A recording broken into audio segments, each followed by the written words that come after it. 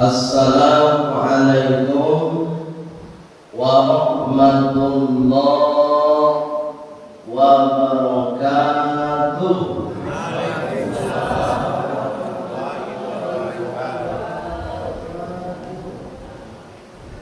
Innal hamdalillah alladzi an'amana bi ni'matis sihhat wal afiyah. Asyhadu an la ilaha illallah wa asyhadu anna Muhammadar Rasulullah. Allahumma salli wa sallim ala Muhammad wa ala alihi wa sahbihi ajma'in. Amma ba'du. Qala Allah Ta'ala fil Qur'anil Karim. Bismillahirrahmanirrahim. Rabbi shrah li sadri wa yassir li amri wahlul 'uqdatam min lisani yafqahu qawli. Wa qala aidan Bismillahirrahmanirrahim. Fa khalafa min ba'dihim khalqun adha'us salat wattaba'us syahawat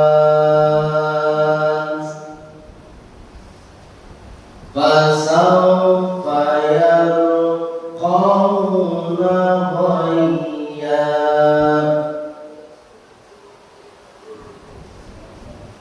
Sadaqallahul azim. Bapak Ibu pengurus masjid Baitur Rahim, mulai dari ketua sampai kepada imam tetap kita, tetapnya masjid kita yang sudah mengimami sholat berjamaah kita. Mudah-mudahan sholat maghrib yang kita lakukan diterima oleh Allah Subhanahu wa Ta'ala. Bapak Ibu semua, jamaah sholat maghrib yang alhamdulillah setelah selesai sholat maghrib diiringi dengan ibadah sunnah beserta zikirnya, Bapak Ibu semua melapangkan waktu dan melapangkan hati untuk mengikuti majelis ilmu menjelang sholat isya. Ya Bu, tidak banget Bu. Alhamdulillah. Bapak tidak banget Pak. Yuk kalau kamu ngaji itu hati harus lapang. Kalau hati tidak lapang, payah masuk ilmu. Tidak menarik itu menolak ilmu.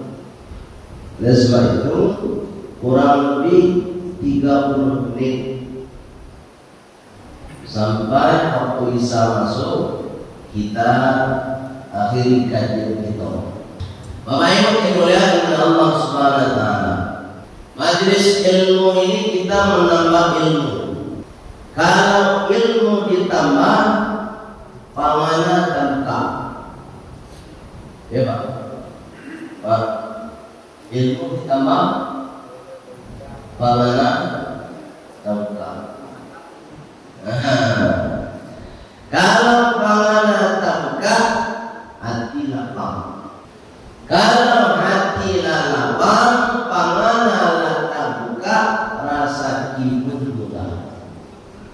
Itu makhluknya dapat snack itu. Ada sakit itu. Karena pikiran apa berarti yang apa. Jadi kalau awak malih menambah ilmu pak, panganan kau sampai, hati kau sampai dulu. Kalau hati lah sampai, panganan lah sampai, maka nanti jadi busuk hati. Anu terjadi busuk hati. Kita busuk hati. Apa yo? Ayo yang melihat dengan Allah Subhanahu Wa Taala. Pada malam hari ini kita melanjutkan kajian kita dulu. Lalu kita nak bertamu ibu. Ibu nak bertamu itu dan nak masuk itu. Dan cukup kamu dan alhamdulillah malam ini kau sempat hadir dalam kondisi memang kurang sehat juga sebenarnya, batuk-batuk saling mungkin sedang musim ini. Ayo melihat dari Allah SWT. Dulu kita membahas tentang membatalkan sholat. Makna sholat sudah kita bahas. Rukun dan syarat sah sholat sudah kita bahas. Makruh hati sholat, yang makruh dalam sholat sudah kita bahas. Sunat sholat sudah kita bahas. Nawaitus sholat, yang membatalkan sholat juga sudah kita bahas. Dan sekarang Bapak Ibu yang mulia oleh Allah Subhanahu Wa Taala, kita akan membahas apa akibatnya kalau kita meninggalkan sholat. Jadi ini akibatnya kalau awak tu meninggalkan sholat. Baik yang mulia oleh Allah Subhanahu Wa Taala, siapapun orangnya, ya, ini mohon maaf Bapak Ibu, siapapun orangnya, baik itu remaja, baik itu dewasa, baik itu lansia, baik itu orang kaya, baik itu orang miskin, baik itu pejabat, baik itu rakyat biasa, kalau dia meninggalkan sholat maka ada akibatnya. Tidak dibilang pilih oleh Ibu, ada akibatnya. Apa dalil kita? Kita punya konsep, kita punya dasar. Surat Maryam. Surat apa? Maryam. Surat apa? Maryam. Maryam itu nama ulang. Ada satu nama Maryam. Ada Bu Maryam ada. Ada apa? Tidak ada. Pak, dia tahu Maryam Pak. Tidak tangga apa tu loh. Dia tahu Maryam. Maryam siapa tahu Pak? Hah?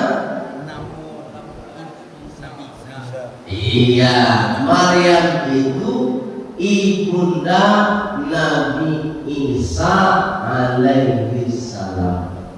Pertanyaan berikutnya Pak, Nabi Isa itu Nabi kebaran Pak? Dia tak kenal Pak. Nabi dua terakhir. Mana siapa yang Nabi dua terakhir? Nabi kedua belum empat. Wah, sahabat itu Nabi terakhir Nabi Muhammad sallallahu alaihi wasallam. Nabi Isa itu pernah singgah di rahim Maryam. Siti Maryam. Pertanyaannya bertanya ke Pak Nur. Pak, ini terang apa? Siapa suami Maryam, Pak? Hah? Nggak tahu Pak Lam. Nggak tahu kecil Pak Lam. Siapa tahu suami Maryam? Tidak. Hah? Nggak ada suaminya. Pak bisa membantu? Allah karim. Baik yang dimuliakan oleh Allah Subhanahu wa taala, Siti Maryam tidak ada suami. Tidak ada Pak. Tapi Siti Maryam diberi oleh Allah Subhanahu wa taala mukjizat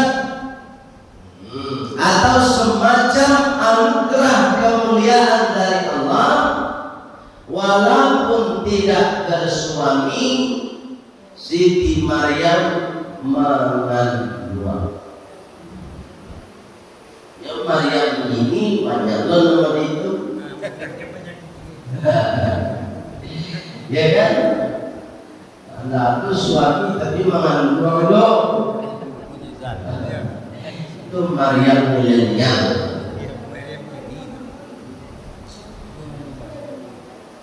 Apa dianya? Nah ini perlu kita tegaskan dalam keyakinan kita bahwa bagi Allah Subhanahu wa taala tidak mungkin bisa jadi dikajian keyakinan gimana. Dan sebaliknya, tidak mungkin menurut manusia terkadang malah tidak mau. Contoh ada nggak tetangga kita yang sudah bersuami sekian tahun tapi ada juga mengandung? Ada kok. Mohon maaf ya Pak Dul di situ mohon ada di rumah India dah. Lah 10 tahun yang bersuami berkeluarga tapi alumni HNL. HNL itu apa ya? Nabi Siti Maryam alaihissalam tanpa suami dibuktikan oleh Allah akan kekuasaan Allah Subhanahu wa taala bahwa Maryam bisa mengandung Nabi Isa alaihis. Ayo, itu surat Maryam ayat 59. Apa kata Allah? Faqala min ba'dihim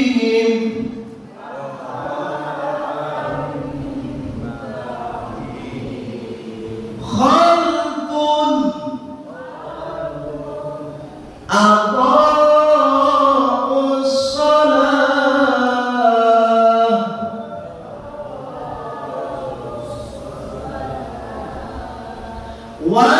wattaba'ush syahawat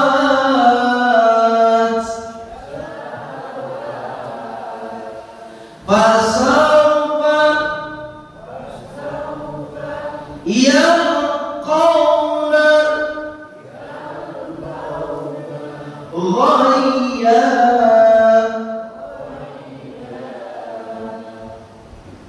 Akibat kalau kita melalaikan sholat. Apa kata Allah? Tapi bahasanya di sini mulai dari narkitek dulu. Apa kata Allah? Fakhalafa min ba'dihim, maka mereka meninggalkan khalqun, generasi setelah mereka. Jadi itu kita satu termasuk diri aku, kita meninggalkan generasi. Generasi pertama kita siapa? Anak. Ayo, anak itu generasi pertama. Generasi kedua, cucu. Di setelah anak kita punya anak, cucu.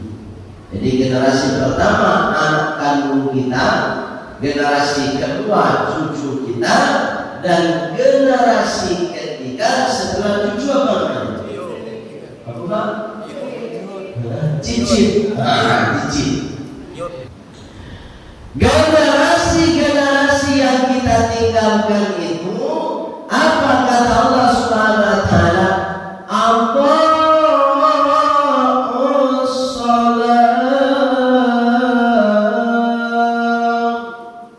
Kebanyakan dari generasi yang kita tinggalkan itu mereka meninggalkan sholat. Kita datang ke masjid, sholat berjamaah. Selesai sholat berjamaah, kita pegang tasbih. Subhanallah, subhanallah, subhanallah. Alhamdulillah, alhamdulillah, alhamdulillah. Allahu akbar, Allahu akbar, Allahu akbar. La ilaha illallah, la ilaha illallah. Anak kita pegang apa di rumah? Kami meneliti ya. Sungguh Pak, itulah generasi kita. Itu cerita dari yang paling kecil Allah sebut. Tapi nanti tidak menutup kemungkinan sampai ke atas juga ada yang meninggalkan sholat. Jadi tidak hanya anak-anak saja, dewasa pun, lanjut usia pun ada yang meninggalkan sholat. Baik, mohon maaf cakap, dan mudah-mudahan kita terhindar, kita tetap dalam lindungan dan bimbingan hidayah Allah Subhanahu wa taala. Kalaulah kita sudah berani meninggalkan sholat 5 waktu dengan unsur sengaja, apa akibatnya? Kata Allah Subhanahu wa taala, wattaba'u syahawat, maka mereka akan membaturi hawa nafsu semata. Itu jaminan dari Allah. Aku tadi sama kabari membuka di WA ada video terbaru. Setelah Jumat tadi terjadi tawuran di Audi. Siang hari terbang, orang sholat Jumat, ya kan? Bapak sholat Jumat, selesai Jumat dilaksanakan, tawuran terjadi. Cari dan videonya dulu. Kalau masuk ke balon itu dan terbaru. Nah, itu dan versi anak-anak itu remaja. Adun lampu mulai di Pariaman, tukang gorengan, anak gadis cuma dikubur hidup, dikubur lah 3 hari tanpa jejak. Asasnya apa dikuburan deklah terjadi pulau pelecehan seksual. 5 bulan pelaku berita wajuan dan tentang kobarmu. Jadi leceh naik di lubuk alun. Caleg gagal, gagal menghamili anak kandungnya sudah. Bu, kita tahu sampai lahir anakmu. Habis itu kalau anak melahirkan pacar Nabi, ada cucu salam. Allah kan satu anak salam Bapak Ibu, sabana. Kalau akan menyelesaikan tauran, tidak ada cara lain Bapak Ibu kecuali kita membenahi sholat anak-anak kita. Aparat hanya bisa membantu. Aparat itu membantu orang tua. Ketika terjadi tawuran, aparat berupaya berusaha untuk melerai, mengamankan supaya tidak ada jatuh korban. Dibantu oleh aparat. Oh mohon maaf Bapak Ibu, kok yang paling aparat kok berdiam diri belum? Kece aparat misal papian selam apa lama sedang peduli mengalau peduli. Seandainya mode itu aparat dan bagi kira bebo ama merasa ya. Itu maknanya Bapak Ibu terima kasih kepada aparat. Jadi penyelesaian langkah yang utama dan pertama supaya tidak lagi terjadi tawuran, bina anak-anak awak, perbaiki sholat anak-anak awak. Selagi sholatnya belum baik, belum bisa dibina dengan baik, maka tidak akan pernah bisa kita mengendalikan hawa nafsunya. Bu, ibu-ibu bersyukur mana punya suami rajin ke masjid setelah masa pensiun. Sungguh Pak, tidak Pak. Ibu kalau Pak udah ke masjid Pak, orang lain jadi ya Bu, kayak Bu. Bersyukur Ibu punya suami pensiun tapi dia rajin ke masjid. Ini kendali yang luar biasa. Jadi semakin baik kalau laki-laki ngomong semakin banyak ini Pak. Iya Pak. Ayo lah. Tapi kendalinya cukup di sholat Pak. Kau memang cakap sholat kendali ya Pak. Tanya ke Papa, nak sholat pun kendali ya Pak. Sungguh. Ya dah Pak. Ayo salah. Tidak apa-apa. Ya dah Pak. Jadi ibu yolo ke siapa Pak? Hanya dibayar dia tanggung tarif dia bagi. Kamu jadi kawan kau? Allah karim. Baik kok kita bicara nih. Ya fakta, dan itu memang ambo yang menyaksikan banyak di sini pun adalah baik-baik. Ketika malam bahwa mangko kondisi kita sudah dalam keadaan suci, itu sudah risiko. Itu makanya sebelum sholat dulu menjelaskan ada dua kesucian yang harus dijaga sebelum sholat. Satu, suci zahir. Apa itu suci zahir? Badan awak bersih dari najis. Semua kotoran yang najis bersih. Makanya istinja kalau ada buang air besar, buang air kecil, sudah membahas dulu itu tentang istinja. Mensucikan diri, zahirnya suci.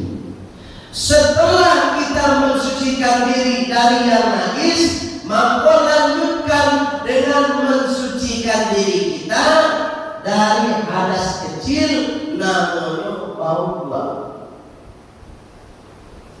Sudah suci zahir kita. Bab yang kedua, tingkat yang kedua adalah sucikan batin kita, hati.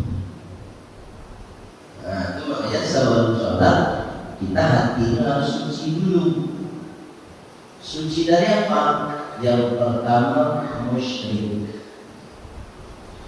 Innamal musyrikun. Coba.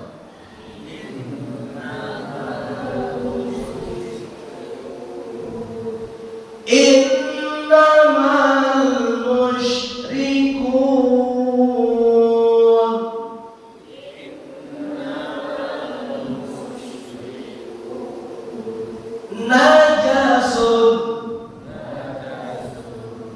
Insyaallah.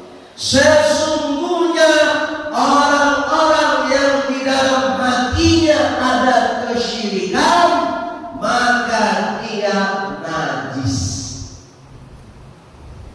Imam Nawawi ulama itu mungkin sebelum yang lalu ada tokoh yang tidak beriman kepada Allah hadir ke Indonesia. Bos sambil saja ikan paus.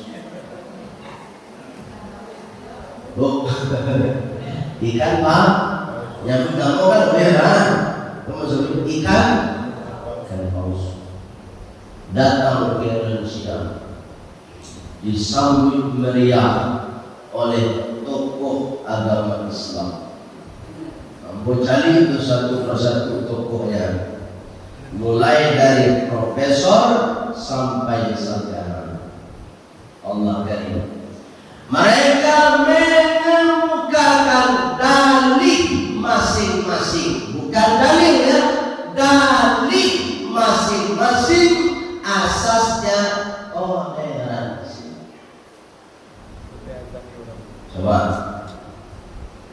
Nah ini bukan najis. Padahal kalau kita ingin mengedepankan asas toleransi, maka silakan buka surat Al-Kafirun. Di dalam surat Al-Kafirun itu saja kita bahas. Satu surat itu kita bahas, maka semua yang dilakukan di Masjid Istiqlal tidak satu pun yang cocok. Jadi itu tidak masuk kategori toleransi, tapi masuknya pada kategori campur aduk. Makanya kata Allah, wala talbisul haqqa bil batil wa taktumul haqqa wa antum ta'lamun. Jangan kalian campur adukan yang hak dengan yang batil, dan jangan kalian tutup-tutupi yang hak dengan yang batil, sedangkan kalian orang-orang yang berilmu. Kok tidak toleransi gitu? Kalau toleransi harusnya agama sebelah menghargai itu masjid. Itu bukan toleransi. Kita kan toleransi kita tinggi. Pernah nggak apa yang sholat di gereja? Toleransi kita.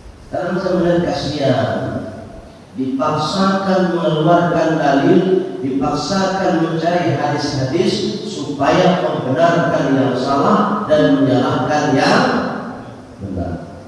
Banyak hari ini. Baik melihat kepada Allah Subhanahu Wa Taala, dan sebab itu selalu dalam sholat sucikan hati kita dari kemusyrikan. Kalau personal kita musyriknya kan ada dua, musyrik secara zahir, musyrik secara batin. Kalau musyrik zahir, contoh kita menyembah selain Allah, zahir itu. Tapi kalau musyrik yang secara batin atau khafi yang tak nampak, niat hati kita beribadah bukan karena Allah. Satu, ibadah itu dilaksanakan kepada Allah. Dua, prinsipnya ibadah itu dilaksanakan karena Allah. Apapun ibadah yang kita lakukan, kalau tidak dua prinsip ini yang kita lakukan, maka ibadah yang kita lakukan itu tidak ada nilainya di mata Allah.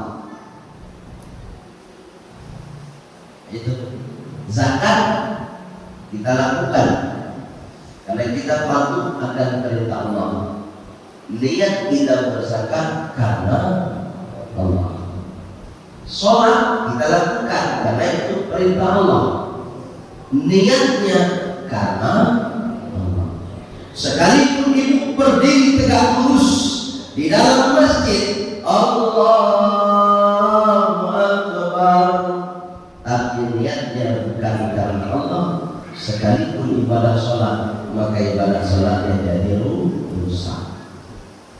Dan orang-orang yang melalaikan sholat, meninggalkan sholat dengan unsur sengaja, baik remaja, baik dewasa, baik lanjut usia, maka yang akan terjadi dia akan memperturutkan hawa nafsunya. Nah, padahal wudhu setelah sholat itu hukumnya sunnah. Kenapa? Membantu kita supaya tidak memperturutkan hawa nafsu. Bu, ya leho. Dan mungkin kalau tak pegang-pegangan tangan kalau Allah. Dan hikmah yang sangat luar biasa ketika kita sedang dalam keadaan maudhu atau bersuci, kok nyampang, kok mohon maaf cakap, kok nyampang katiko awak sedang bersuci adalah waktimu, maka kita dalam keadaan husnul khotimah. Pergi ke kantor, sebelum pergi mau dulu.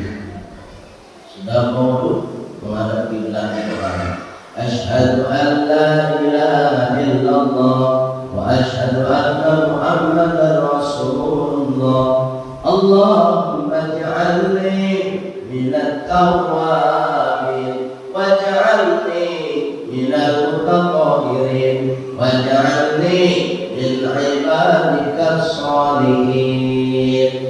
Selesai sholat sunnah 2 rakaat, sholat sunnah wudhu namanya. Selesai sholat sunnah wudhu, berangkat ke kantor. Nyampang di tengah jalan sedang membawa benda, balang gawat, langsung mati di tempat, maka matinya kita mati husnul khotimah. Sebab itu ibu perlu kita menjaga kesucian supaya kita terhindar dari memperturutkan hawa nafsu. Baik, karena waktu sudah habis, kita sempurnakan dengan doa penutup majelis. Subhanakallahumma wa bihamdika asyhadu an la ilaha illa anta astaghfiruka wa atubu ilaik. Walhamdulillahi rabbil alamin.